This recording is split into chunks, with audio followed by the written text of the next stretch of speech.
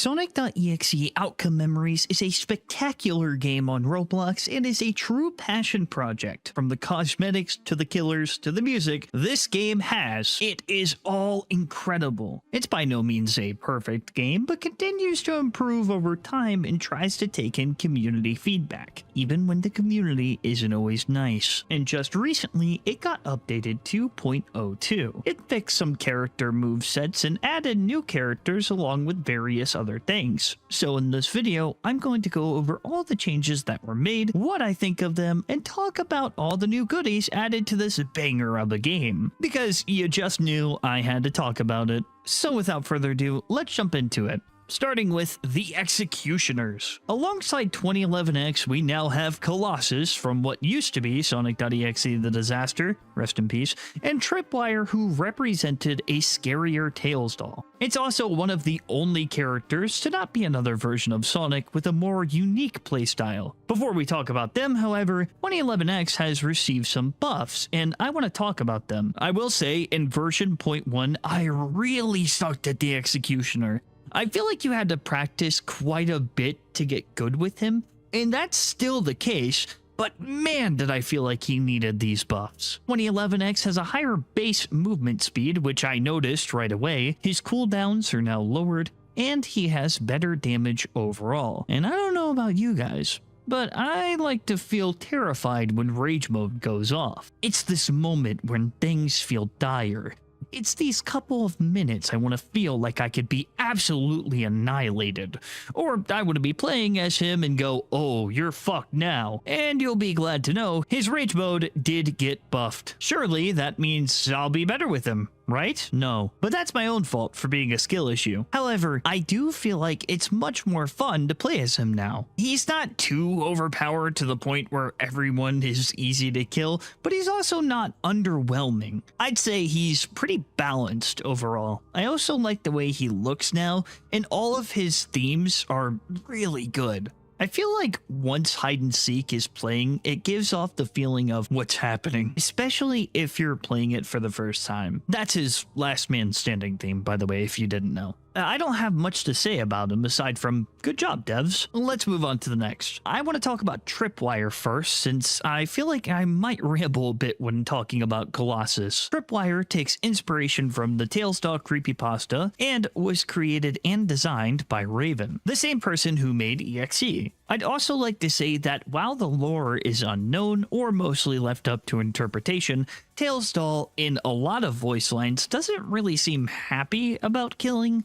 If I had to guess, the doll is possessed by something evil, but shares the spirit of a scared, traumatized girl who is being forced to do these things by an evil being. Now, this is simply a theory and not anything factual, but it would be an interesting spin on the characters. But we don't care about trauma. We want to know how good this killer is. So let's dive into that. Tripwire is a trapper, which means you're not going to be rushing in all that much. I mean, you can, but you probably won't be winning too many games. Her whole kit revolves around you placing traps to catch unsuspecting survivors and capitalize on the damage she can inflict from them. She's also got good mobility options that can get you out of a pinch if needed. Tired of Sonic running away and using peel out like a coward? Tripwire has you covered. Is Silver being a pest and trying to fly away to escape? Tripwire says, fuck that, you're staying with me. Let's go over each of her moves. First things first, her passives. She's got a double jump and a glide. They work hand in hand, as once you double jump, you can glide and get some serious movement. This is useful for catching up to survivors or getting away, and if you need to find someone, she has something for that too. Sonar acts as an indicator for Tripwire, where instead of showing where everyone is, people who are around you or close to you are shown. There will be beeps that indicate how close someone is to you, so it's important to listen out for things carefully. I like this because it's not as simple as pressing a button,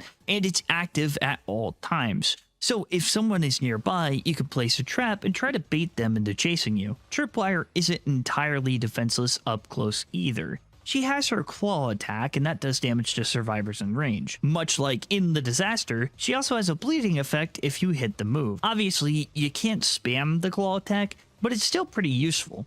Her other moves are Brighter Day, Reach Out, and Step. Brighter Day allows Tripwire to shoot a laser similar to Tails, this time from the red diamond that hangs from their head. And I love the use of this. Not a lot of people would think of this as a weapon, but given it's Tails Doll, it makes sense. Tails Doll can create a lasting AoE damage field on any surface area that can be spread around while using the ability doing damage over time, and that's only if you don't hit a survivor. When you hit the survivor with the laser for the first time, it'll do some solid damage before switching to drain until you hit another survivor. This doesn't reset the count, so you can't do other solid damage to the previous survivor. Tripwire can be stunned out of this move. I like that you don't have to hit someone with the laser in order for it to be effective, but depending on who you're up against, it's easy to hit her out of the attack. Next ability is Reach Out. This move sends out tendrils that catch survivors. If you miss, you have a 5-second cooldown, and Tripwire is easy to hit during this. If the survivor doesn't move, they are pulled in. It's a move that's high risk, high reward, as once you capture someone, you get a force field. For anyone who is stuck, they'll take damage over time.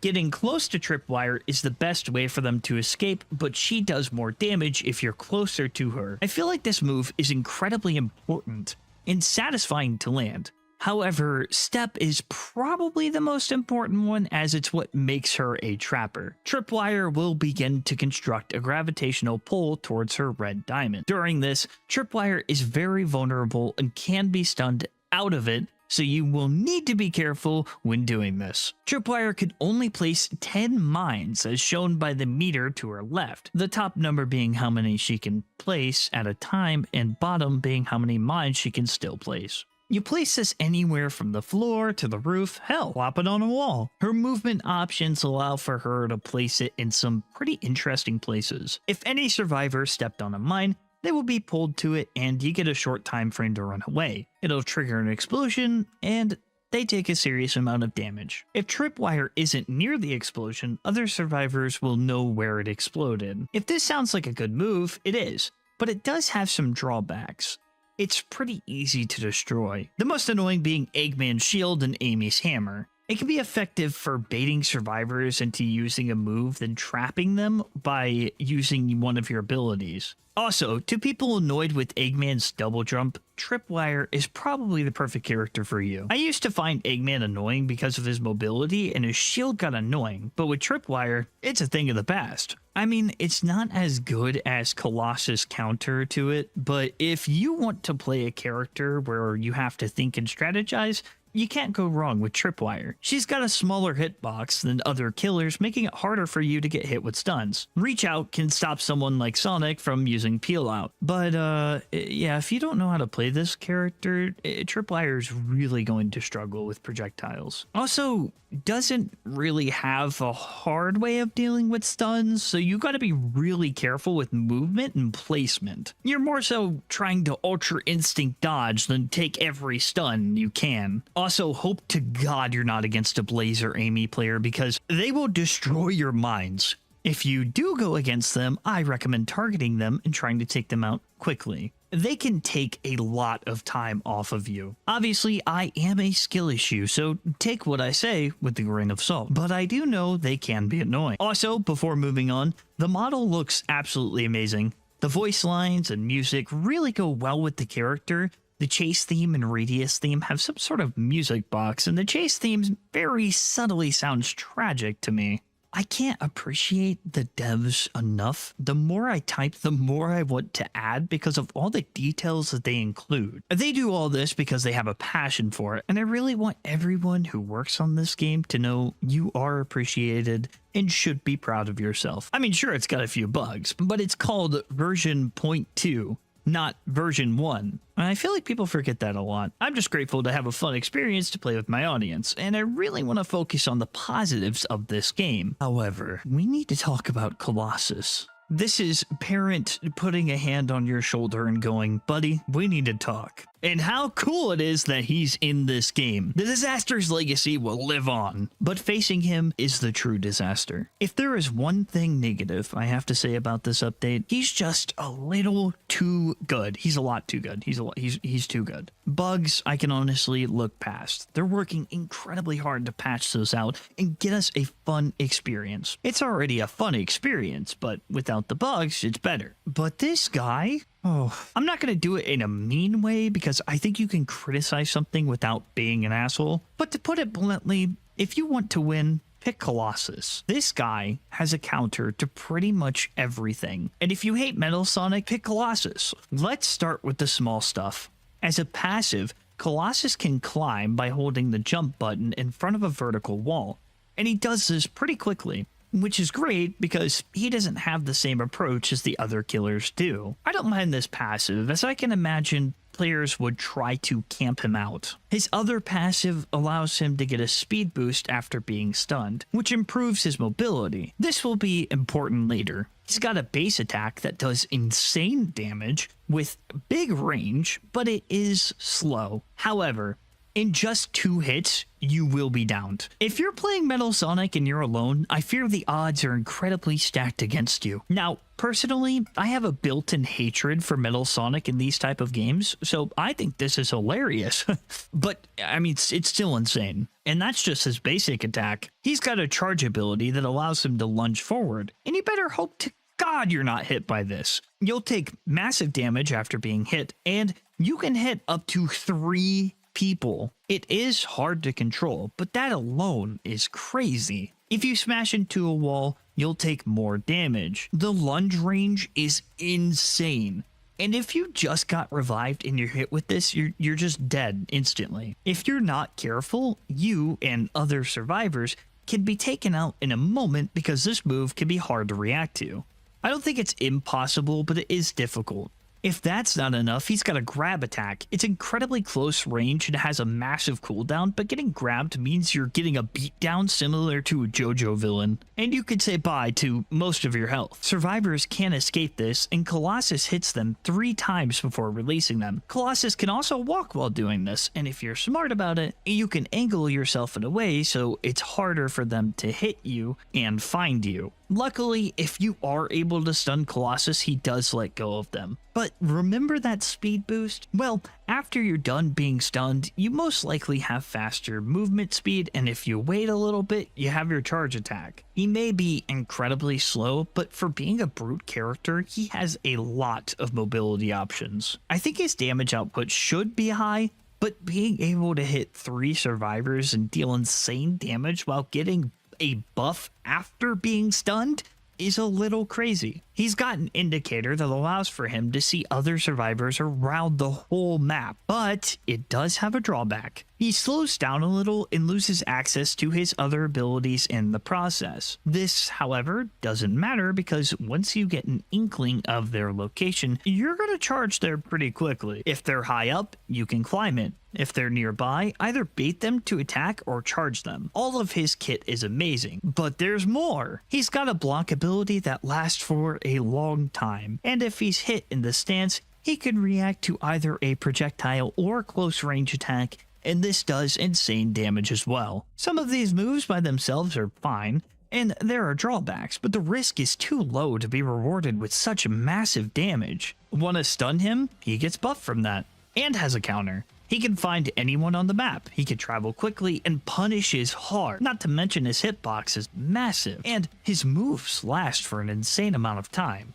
I don't think you could just pick up this character and win every game. I exaggerated for a bit earlier, but he is insanely good. In my opinion, I think his damage should be insane, but make him move slower in the charge state or give him punishments for using them. I feel like this character should be an all or nothing, where he hits hard but has to sacrifice something in return. I also feel like the counter should be just a little bit shorter. I think it would be more rewarding for me if I hit it at the right time. I do want to focus on the positives and congratulates the devs on releasing this. So let me say a few positive things. Chase theme and Last Man Standing theme is hectic, but pretty damn good. It embodies his intense nature and weird deformities, and I am so glad to see him in this game. Not to mention they cooked with this model. Seeing him in this 4 realizes his brute appearance, and I love that. I do acknowledge that being the survivor can really suck against him, as the 2 new survivors are my favorite characters in the series aside from Sonic. Oh, and as a quick side thing, they got the lead singer of Crush 40 to sing Sonic's Last Man Standing theme, and I think that's really awesome. Okay, let's talk about the new survivors. Silver and Blaze make their appearance, and man do I love them.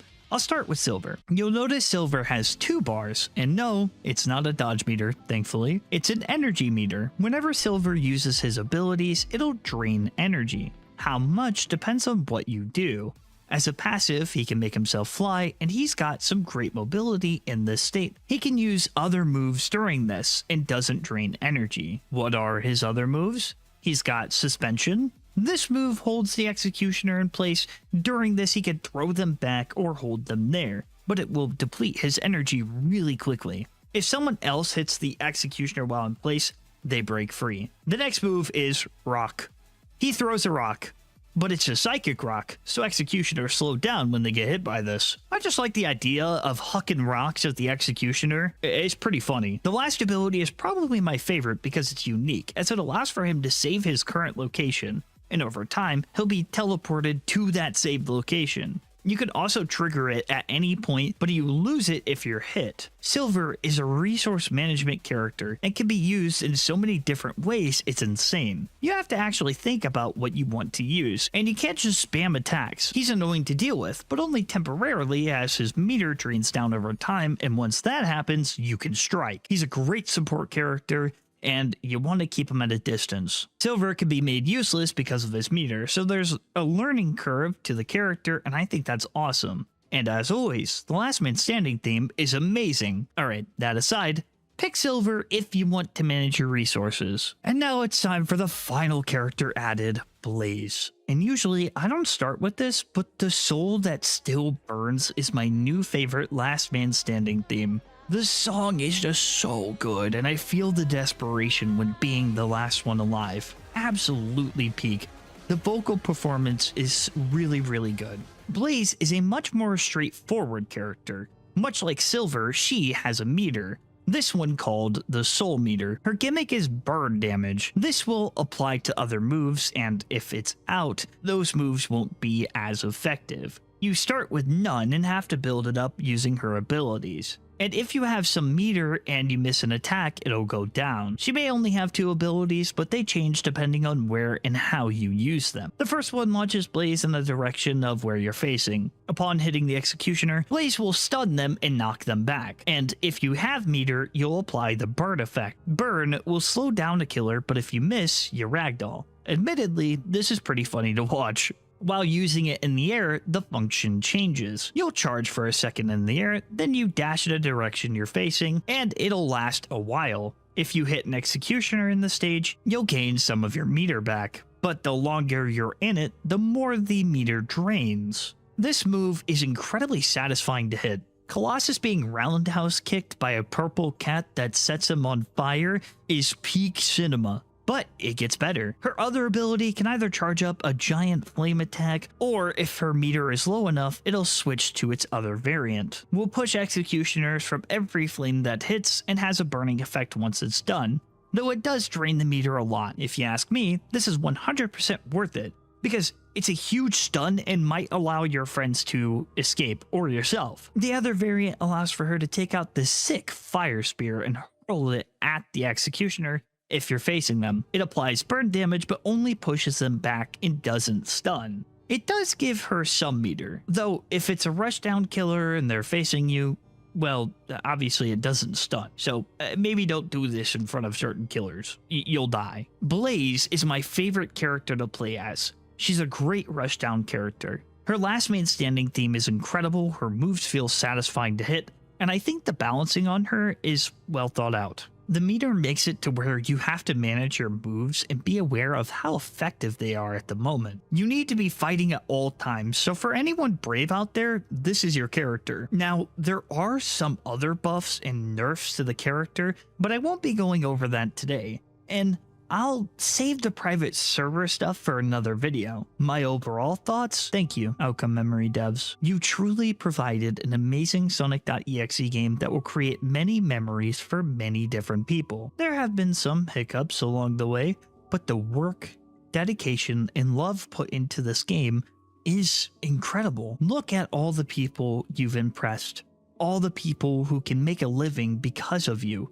And even when the community isn't kind or it's hateful, you still give. You persist. Where other projects gave up, you didn't. Most EXE games I see get stuck in development hell and never release. But you guys, you kept the game alive for a long time and released something multiple people get to play every day. You've given me an opportunity to grow and make videos about something I enjoy, and for that, I am grateful. And I think gratitude is something that a lot of people should be showing, even if no developer sees this video, even if they're not interested in hearing it.